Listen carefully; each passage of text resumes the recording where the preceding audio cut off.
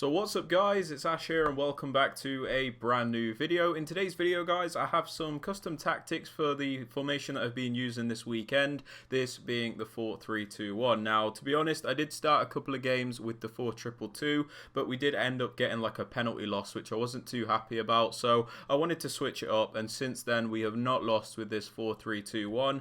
Hopefully we can get rank 1 this week, I don't know, but yeah, let's get right into the tactics guys. If you guys want coins for FC24, make sure you check out MMOEXP.com. Their link is down in the description. They're very fast, they're very cheap, they're very reliable, and if you use my code Rema, you can get yourself a lovely 5% discount. Alright then guys, so starting off with the custom tactics for the 4-3-2-1. On the defensive style, we have this on balance. This is because it is still the most controlled defensive style you can use. Basically, it just gives you the most control over your defense. So when you want to be aggressive, you can do that, and then when you want to be a little bit more passive, you can also do that. When it comes to applying pressure as well, there is another setting which we'll get onto in a moment, but you don't need to have any pressure tactics on at the moment. Now moving on to the defensive width guys, because I was noticing a lot of the time there was a lot of gaps in between my defense which I did not like. It was just too easy for my opponent to attack. I decided to narrow up my defense a little bit. On 40 width we've still got enough of the width to be able to cover the wider areas. It just makes us a bit more compact through the middle and makes it more difficult for our opponent to just play right through us. Moving on to the depth guys, this was the thing I was on about when it came to pressure. So as I said, you want to have this on balance, but with the depth on new gen, if you have your depth on 71 or higher, you'll get this very broken automatic press from the game. It basically defends for you. You'll also get an automatic overload of the ball side, and it also breaks your opponent's attacking AI, so it is a very broken tactic which I hope EA ends up fixing, but right now this is your best bet with the depth in this game in my opinion. If you are on old gen or you really don't want to use this depth, you can lower it to like 60 or whatever you prefer. There's not a specific number you need to use. Now moving on to the build-up play guys, I have this on balance. This is because I find it to be the most controlled and varied form of build-up. When you have this on balanced, you can pick and choose when and where you use each form of build-up. So if you want to build up slowly, you can do that, and then when you want to build up a little bit faster, you can also do that. So it gives you the control and the variety that the other settings will not give you. Now moving on to chance creation guys, this is very important in my opinion. It is absolutely crucial that you have this on direct passing. Now the reason this is so important is because the way the defensive AI works in this game, the way it is super park the bus, this tactic is the only one which you'll be able to break it down with because of the way the players will track back and you can do like the cutbacks and things like that. It's not ideal, but direct passing is the only thing that will break that low block and the only thing which will consistently give you chances. Players will also seem to make more dynamic movements and bunch up against the opposition defenders, meaning you can isolate a specific player and take him on in a 1v1 play. So direct passing, very, very important. Now moving on to the attacking width guys, I have this on 46. Now the reason I do this is because like I said, the 4-3-2-1 is a narrow formation, so we don't want to have the width crazy high because it makes it play out more like a 4-3-3, and if we wanted that we would just use a 4-3-3. So you want to have a nice narrow width, but you don't want to make the width too narrow to the point where your players are like stuck together. So this seems to be the sweet spot for me. Moving on to players in box guys, this is a preference thing, but I just have this on 7 at the moment. This is so I can get a lot of players into the box to help me finish off those chances. There is a bit of a trade-off however. If you do lose possession of the ball, you are more likely to be counter-attacked, but I think it's worth it with the way the game is at the moment because, you know, if you have a low amount of players in the box, it can be very difficult to actually finish off any chances. As for the corners and free kicks guys, this is a preference thing. You can pretty much just have this on whatever you want. I'm currently rocking 3 and 2, but you can do 3 and 3, 3 and 4, 4 and 4, whatever you want really. Just completely up to you, so just choose whatever you want with that. Sorry to interrupt the video guys, but I have noticed around 90% of you that watch the content are not subscribed, so if you are finding any of these videos helpful, please be sure to hit that subscribe button as it does help me out massively. Also don't forget to drop the video a like as well, and with all that aside guys, let's get back to the video. Now moving on to the player instructions guys, on the striker we have him on stay central and get in behind.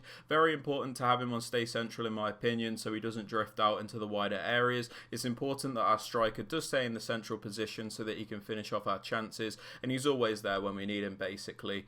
We also have him on getting behind, so he does make those runs in behind the opposition defence to give you the best chances to score goals. I'm honestly not a big fan of getting behind, but this year I think it's very important against the pressure tactics to try and get that runner in behind to help break through the press. So getting behind, very important at the moment. Now moving on to the right forward, guys, I have him on stay central and getting behind. Stay central for a similar reason to the striker. Basically, this forward, if we have him on balanced width, he'll drift out wide sometimes and it'll make it more like a 4-3-3, which you don't really want. Like I said, this is a more narrow formation, so you do want your attackers to primarily stay narrow, which is why we have him on stay central, so he does get into those narrow pockets of space. We also have him on getting behind for the same reason as the striker, where he will always make those runs in behind the opposition defence to give you the best chances possible. Now moving on to the left forward, guys, this is very important. We have him on comeback on defence. This is because it will make the team defend in a 4-4-2 shape, and this is absolutely crucial, especially in higher divisions and competitive games. This is important because it gives you the best coverage of both the wide and narrow areas at the same time. The 4-4-2 is great at being a nice compact defence whilst also covering wider areas, meaning it's very difficult for your opponent to play right through you. So if you have this left forward on come back on defence, he will come back to defend as a left midfielder in the 4-4-2 shape. This is important because it will make more sense when we get onto the centre mids in a moment. Now moving on to the left centre mid, guys, I do use a more box to box style player, so we leave him on the default settings and then put him on cover centre. We have him on the default settings because, like I said, this is a box to box player, so we don't just want to restrict him to defending. We want him to do a bit of everything from defence to attack, so we kind of just let him do that. And then a very important instruction is cover centre, so he does primarily defend those central areas and position himself as one of the centre mids in the 4-4-2 shape. Now moving on to the right centre mid, I do use a more defensive minded player. So on this player, the one that is more defensive, we have him on stay back while attacking and cover centre. Stay back because obviously he is more defensive, so we don't want him flying forward, and then cover centre means that he will defend as one of the centre mids in the 4-4-2 shape that we've got going on. If you have him on cover wing, it will mess it up.